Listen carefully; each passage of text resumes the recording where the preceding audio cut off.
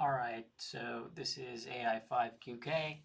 I said I was going to make a video on how to set up the GLKVM non-PoE for your Elecraft K4. So real quick before we start, this is the GLKVM that we're going to be working on. It's the GL-RM1, the non-PoE version. So make sure before you start yours looks like this, or you will not be very successful. So before we begin, we're also going to make sure that our firmware is on the latest stable release, and I'll show you where to check that. But let's go over the ports real quick. So this is going to be your Ethernet port. So that's going to go to your switch or whatever you're going to be using to get access to the internet from a switch or router. This is USB-C. This is going to be the power to the unit. So that's the 5 volt 2 amp. And I'll spin it around here. On the other side, you'll see another USB-C. This one has a picture of a keyboard and mouse. So what you'll be using here is a USB-C to USB-A, and that will be plugging into the back of the Elecraft K4 into the USB-A port. Here's your HDMI out or HDMI in. So you'll be using the HDMI cable that likely came with this KVM. It'll go out of this port into the HDMI port of your Elecraft K4D or K4. And then finally, you have the USB-A port here. And if you're going to be doing the audio streaming portion of this, what you'll do is you'll take a USB-A to USB-B and plug that into the back of the Elecraft K4. So next, we're going to make sure that the firmware you're running supports the USB audio sound card. So go ahead and get all that stuff wired up, get it powered on, and the first thing you should see is when you access GLKVM.local, it should bring you directly to the interface for your GLKVM. It'll be asking you to set up your admin password. So go ahead and set that up, which I've already done here. Hit apply. Then it'll take you into the GLKVM interface. So as you can see, my K4 is already powered up. We're going to be looking at this number up here, the top right hand side. You need to be running 1.7.2 release 1 or later. If you're not running that release, you have two ways to go about installing that.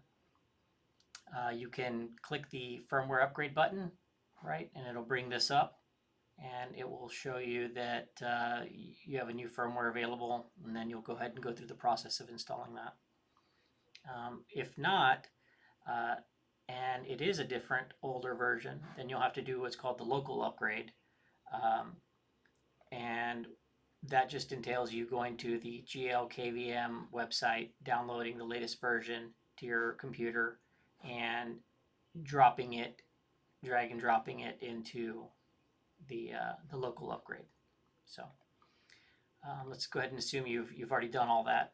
So now everything's wired up. You got your codec plugged in. You got all the USB ports plugged in.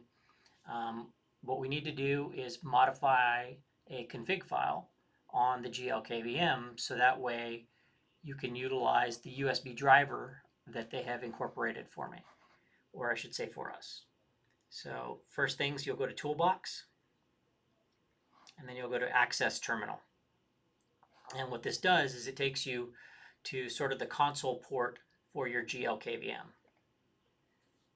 So we're going to run two commands, and that's going to give us some information if your GLKVM is detecting the USB codec and then what port it's on.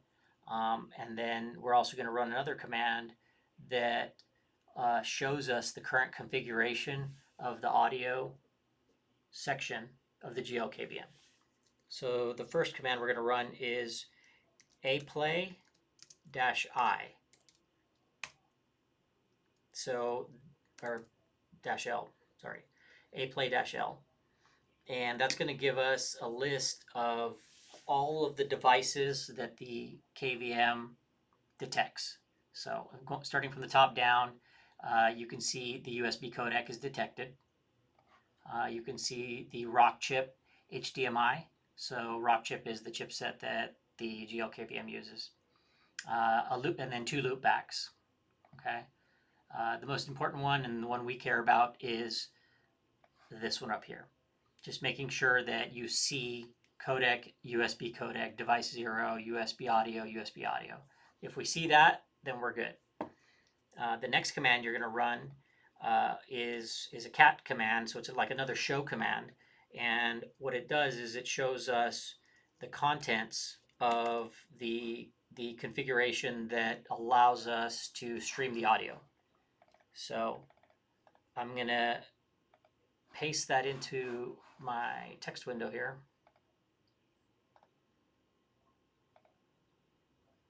And that happened really fast, but you're basically doing cat, C-A-T, space, and then you can read this out, but it's into /etc/janus/janus.plugin.ustreamer.jcfg. And what that did was, again, it gave us the output of the current configuration of this file. So what I would do is just go ahead and grab that output and then save it. So copy it out. And as you can see, it does an auto copy when you highlight anything. So you can just go ahead and highlight all that. You can also do a Control-C or an Apple-C, and then you can paste it into any of your text editors, and then we'll just have that for later, and you could save it. And like I'm showing you here, I just saved it in there, so all good. And then you can move that out of the way. And then the last command that we're going to run is the command to essentially replace a line in this configuration. And it's going to replace a line so that the audio will no longer be coming out over the HDMI port. It'll be redirected to come out over the USB port. So we're going to use a little Linux scripting command here. It's sed, SED, and it's basically just a command that you use to manipulate data or text data. So I'm going to paste that in here, and here's the command. So what we're doing is a sed-i, and then you got your apostrophe s /device space equals, and then this long string here, and I'll paste this at the bottom of the YouTube video so you guys can kind of see it and copy it out. So we'll go ahead and hit enter, and then now that that's done, what I want you to do is hit your up arrow 2 times until you go back to that cat command again. And what we're going to do is compare the output that we see versus the output that we ran just a few seconds ago. So we hit enter, and what we're looking for is this line right here, the device equals. So if you notice, when we first booted up the GLKVM, before we made any changes, all we had done is set the admin password. We had this entry. Now, after we ran this sed command, we have this entry that took its place. So essentially, we just pointed the USB to the audio, simply put, right? So after that, we're pretty much done. So what you can do next is we'll just exit out of here, okay? Close down that tab. We will close this little toolbox, and then in the upper right-hand corner, you see the reboot. So go ahead and do reboot. So when the device comes back up, you'll see your K4. You'll see your K4 screen refresh, and then you'll also see this browser window refresh, and you'll have the configuration done so that we can hear the audio coming out over our K4. So let's give it a few more minutes. Here we go. So now we're back at the login screen. So that password that we had set earlier, that's what we're going to use. We'll go ahead and log in. If all went well, you should see your K4. Okay. So now go to the bottom right hand corner where it says muted, and there's a picture of that speaker. Go ahead and click that and wait. Now let me turn up the volume to see if my OBS Studio can capture this. If you can hear that, we have audio. So if you're hearing that audio, that means, yeah, we were successful. So I'll go ahead and put the notes on the commands you need to run at the bottom of this YouTube video. And the next phase of this is the microphone, so we can have two-way audio. So I do have that working in my version, but I'm going to save that for another video, just for simplicity's sake. But now we have a full remotely accessible K4 where we can control it and hear the audio. All the buttons, as you can see, work. And your mouse wheel controls the UI. That's what I'm using right now. Tap to screen goes through. But yeah, I hope that was helpful for everyone. And again, the instructions, or rather the commands that I ran, will be in the notes section of or the description section of this YouTube video. All right, everyone. Thanks for watching.